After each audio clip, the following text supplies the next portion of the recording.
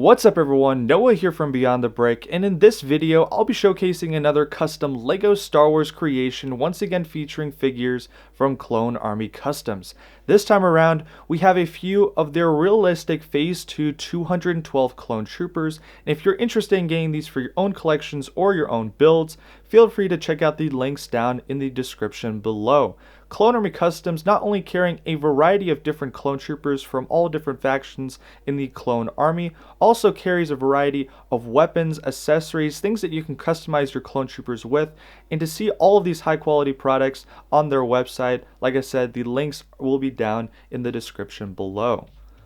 Like with my previous creations featured here on Beyond the Brick, I wanted to reference the source material that I ended up taking to base this build off of. This comes from Star Wars Episode 3 Revenge of the Sith and is meant to take place during the Battle of Utapau, which we see during the later part of the film.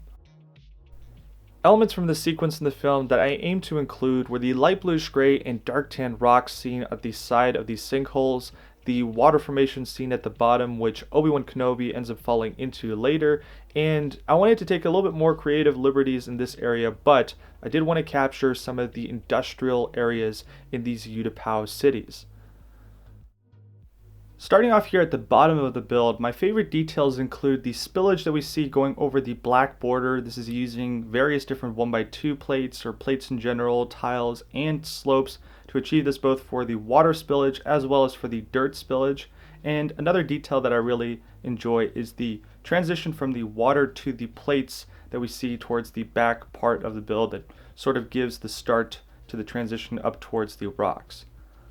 For this section of the build, before we transition over to the light bluish gray rocks, we see various different generic slopes such as 1x2, 1x3, and 1x2x3 slopes in dark tan. And in addition to those slopes, I end up using wedge plates and some larger wedge bricks or wedge slopes in 2x4 and 2x6. I think these work well for transition purposes here and break off a little bit more of the generic slopes that we see in this build, giving it a little bit more of a different look than traditional rock work. Unlike the traditional slopes used for the bottom section of the build, something I wanted to get different here for the top area was using these larger 3x10 and 3x12 slopes. This achieves a couple of different purposes, one of those being obviously covering more space, and the other giving it a distinct look to the bottom. And I think this also blends very nicely with the industrial elements we have going on here and having the different colors that are spread out in this scene with the clone troopers and the droids.